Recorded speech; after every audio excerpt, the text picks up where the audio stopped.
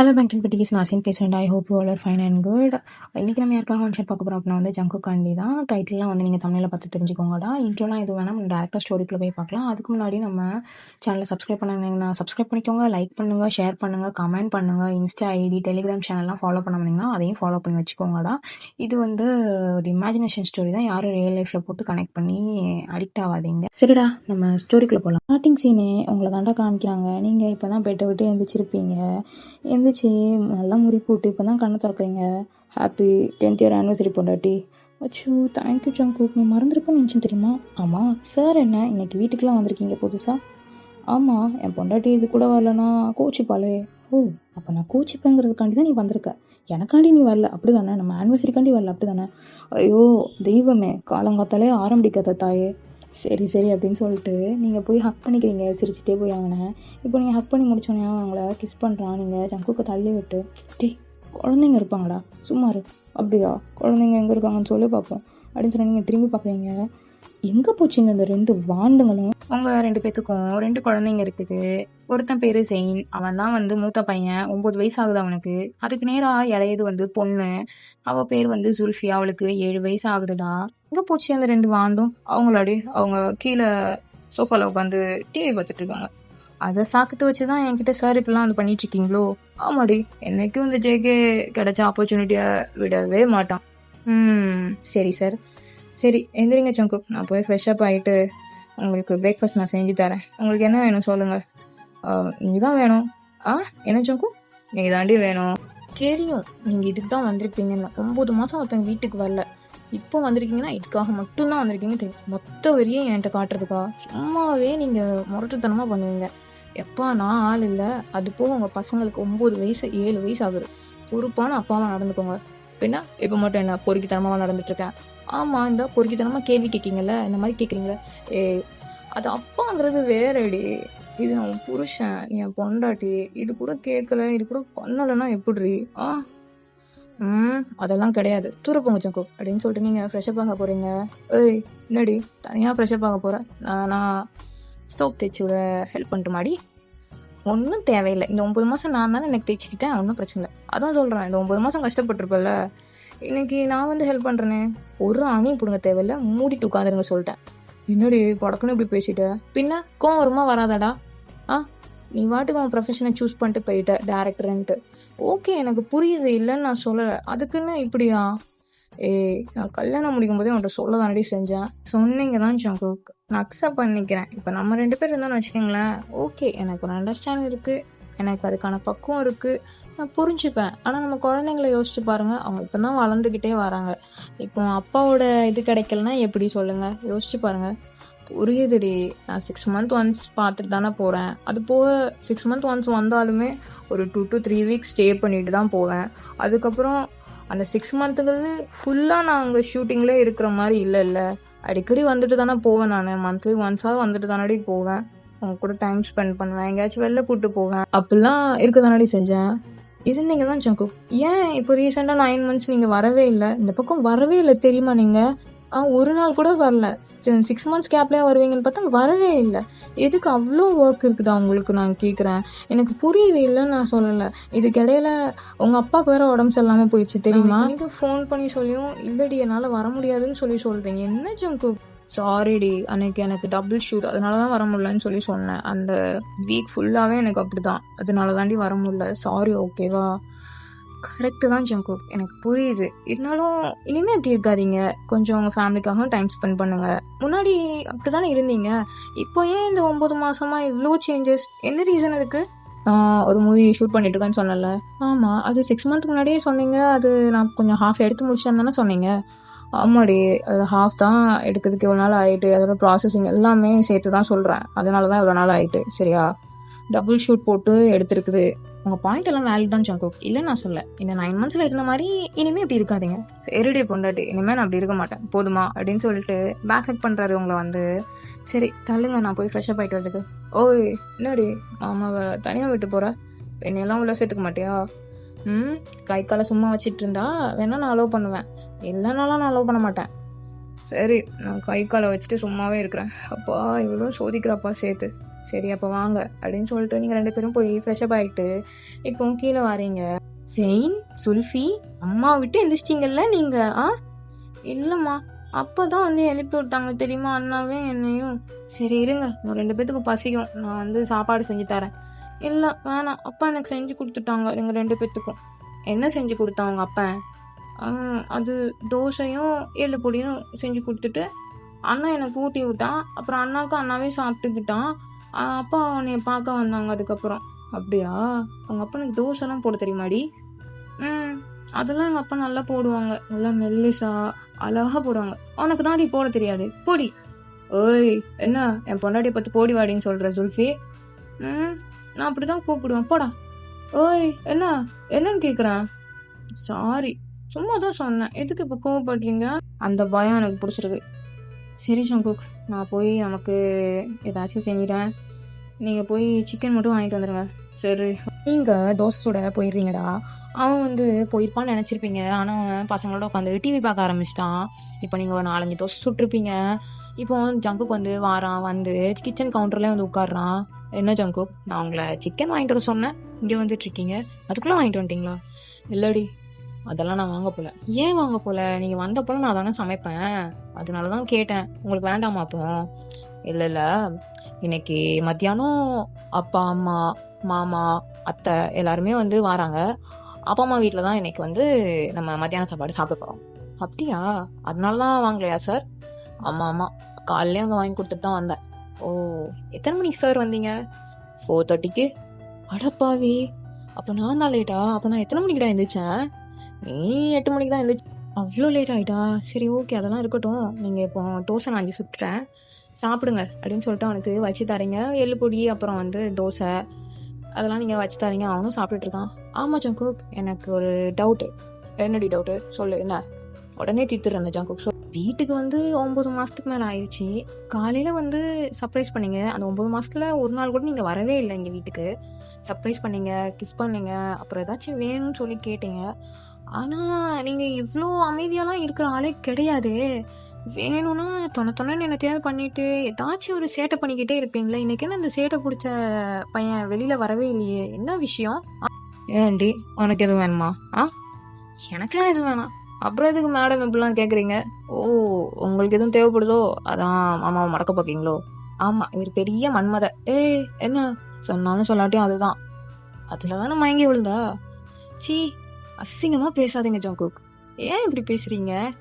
குழந்தைங்க இருக்காங்க. ஆலையிலேருந்து எதுக்கடி மொக்க வாங்கிட்டு இருக்க?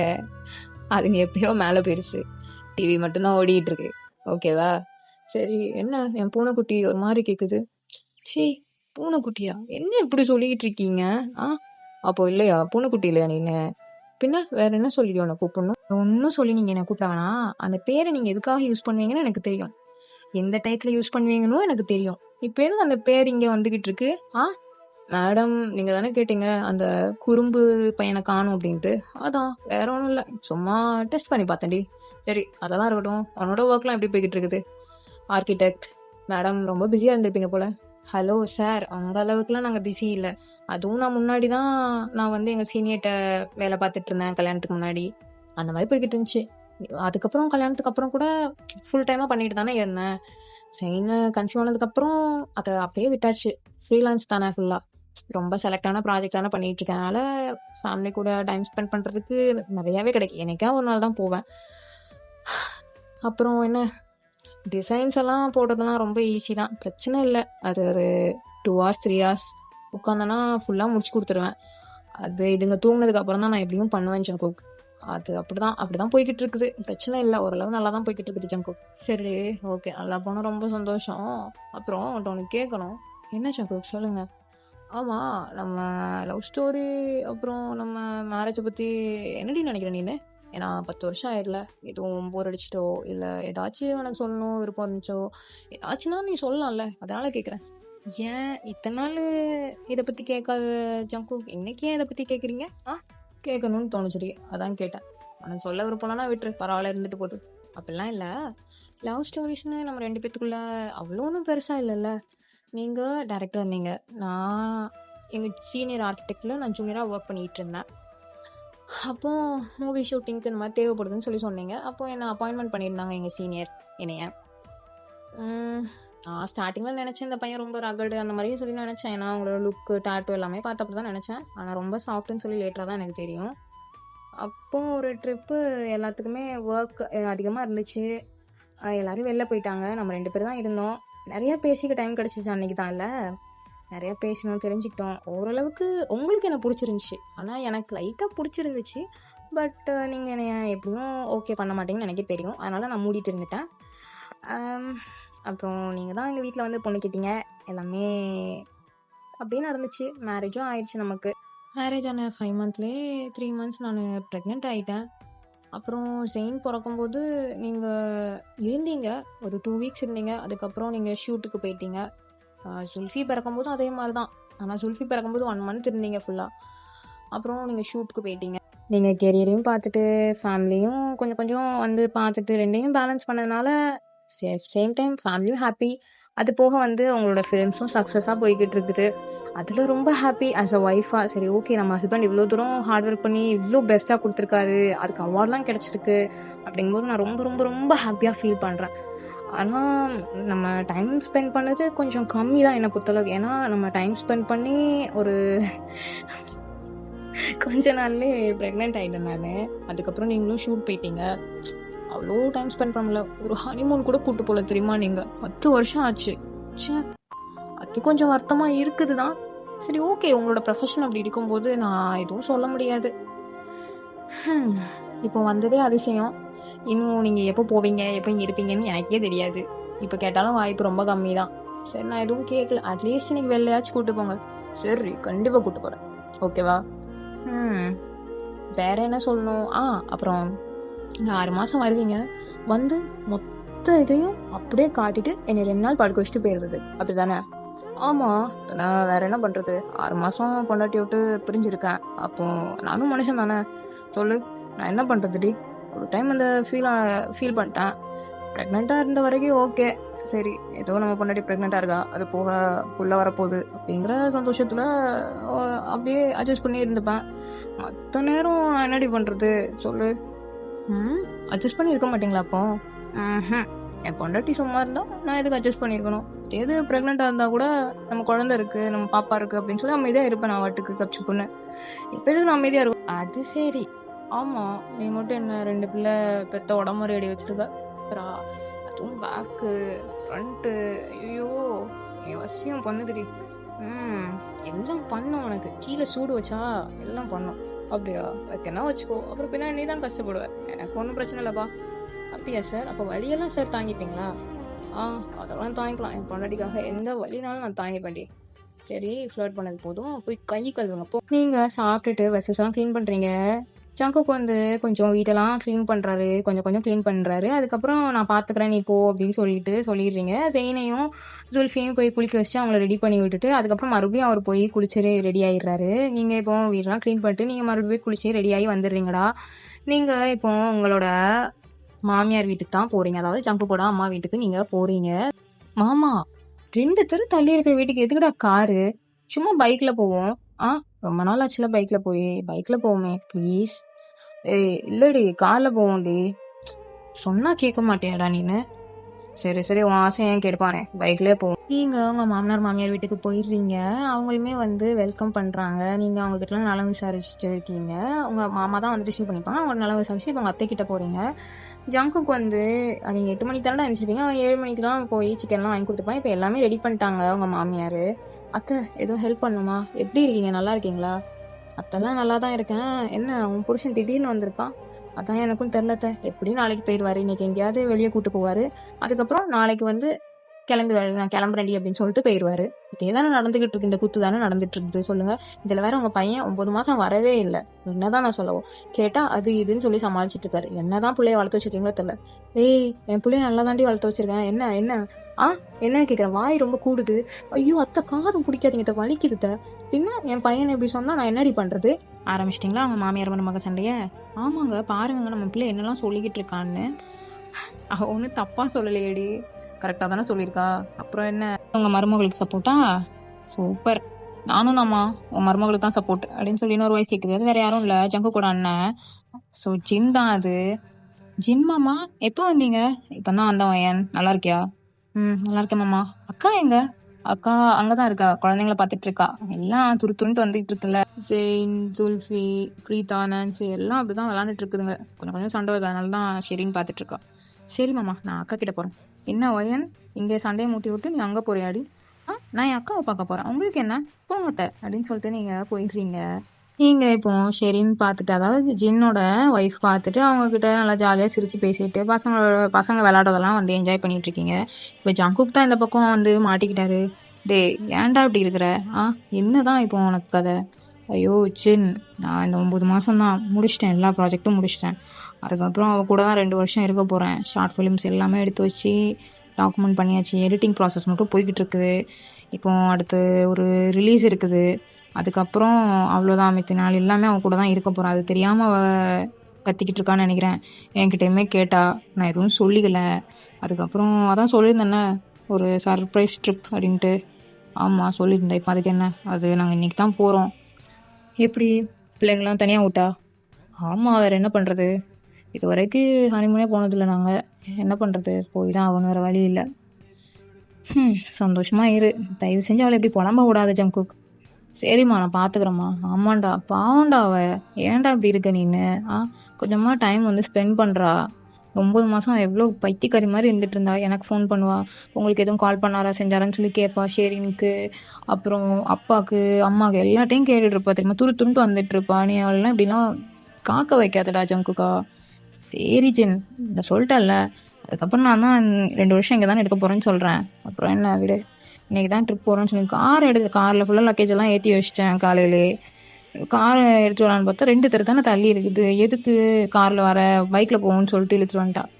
அதில் கூட பாரு, அவள் தெளிவாக தான் இருக்கா. நீ தாண்டா லூஸ் மாதிரி இருக்கிற. என்ன லூஸ் மாதிரி இருக்க? ஆமாம், பைக்கில் போனால் ஒரு ஜாலியாக இருக்கும், அது போக கொஞ்சம் ரொமான்ஸாக இருக்கும்னு சொல்லி அவள் சொல்லியிருக்கா. அதை கூட புரிஞ்சுக்காமல் நீ, எனக்கு புரியுது ஜென், இருந்தாலும் அந்த பிளான் இருக்குல்ல, அப்போ நான் என்னடா பண்ணுறது? கரெக்டு தான், சரி விடு பார்த்துக்கலாம்.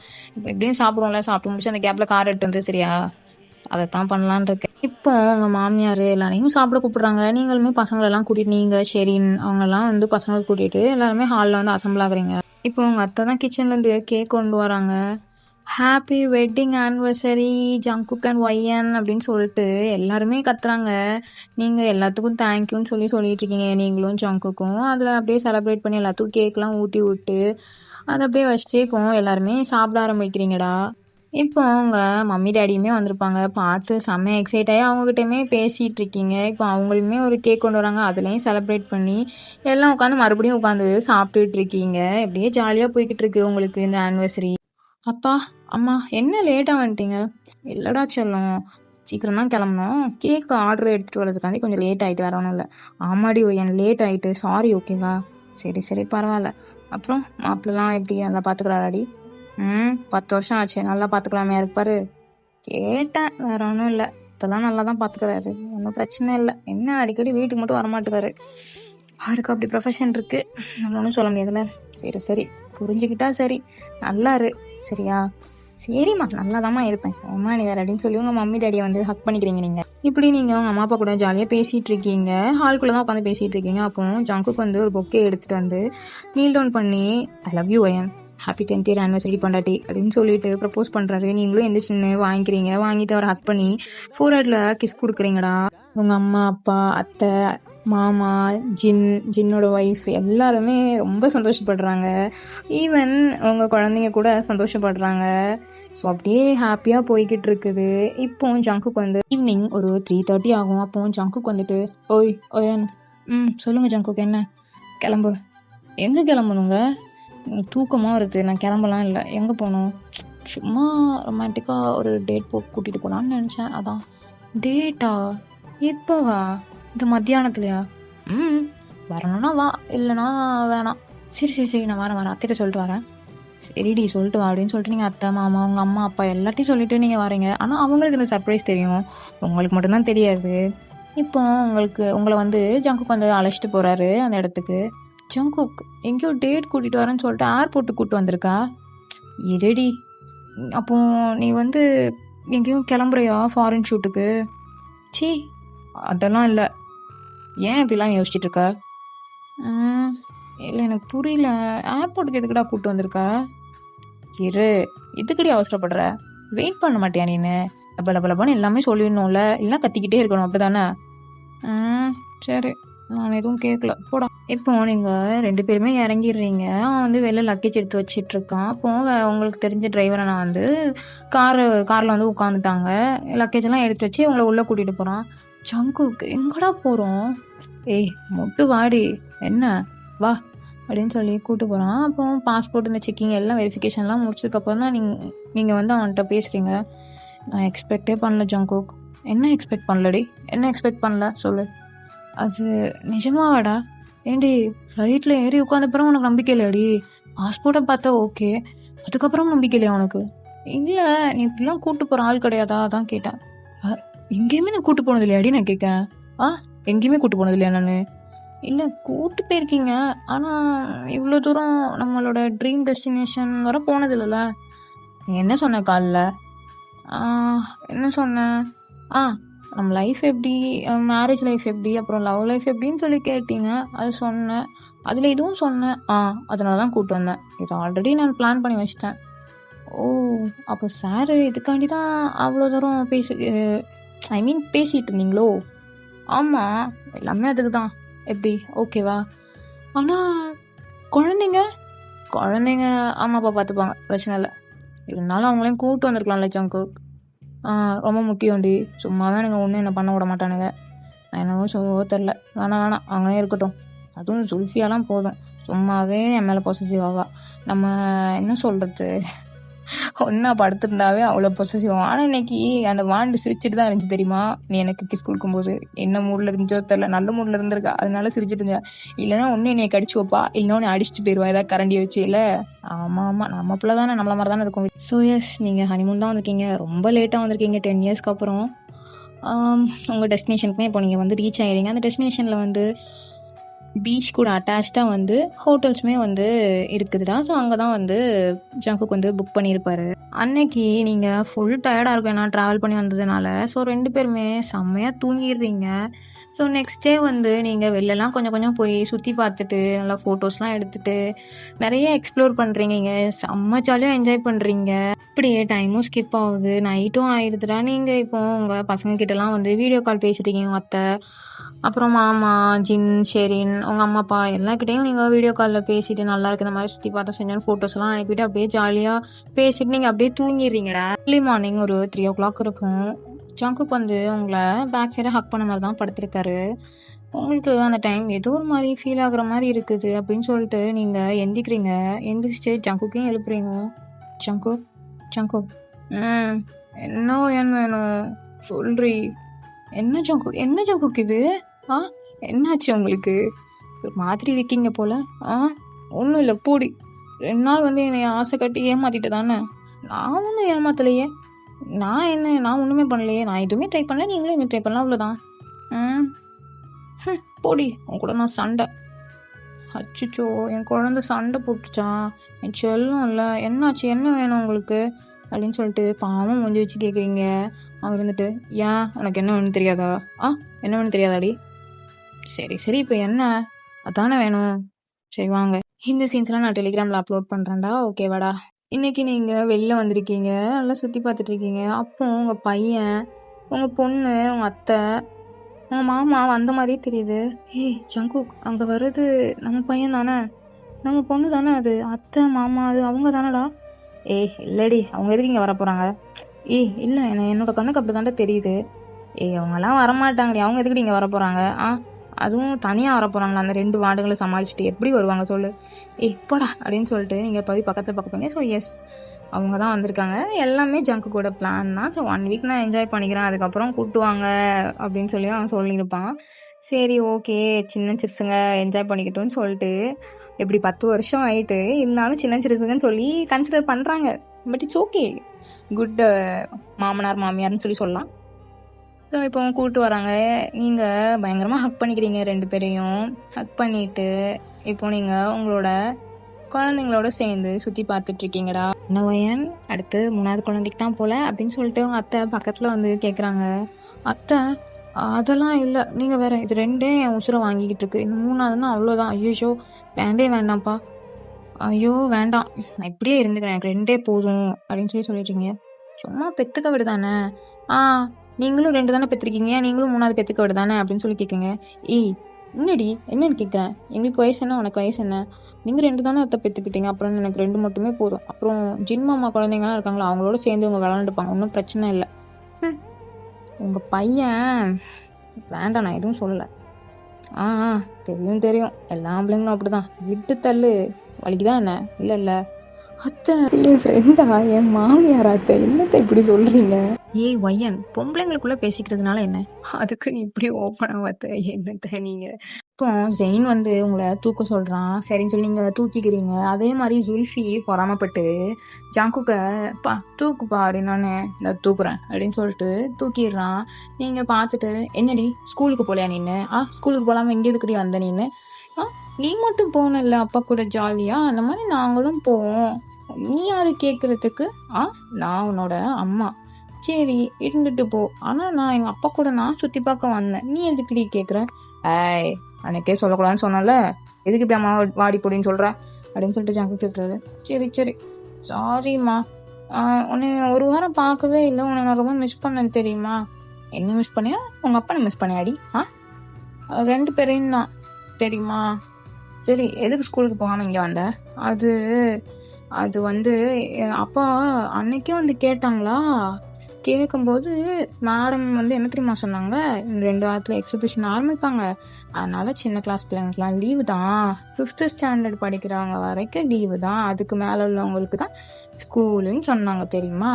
அதனால தான் நானும் அண்ணாவும் அப்பா தேடி ஓடி வந்துட்டோம் தெரியுமா. அப்பா தேடி மட்டும்தான் ஓடினீங்க?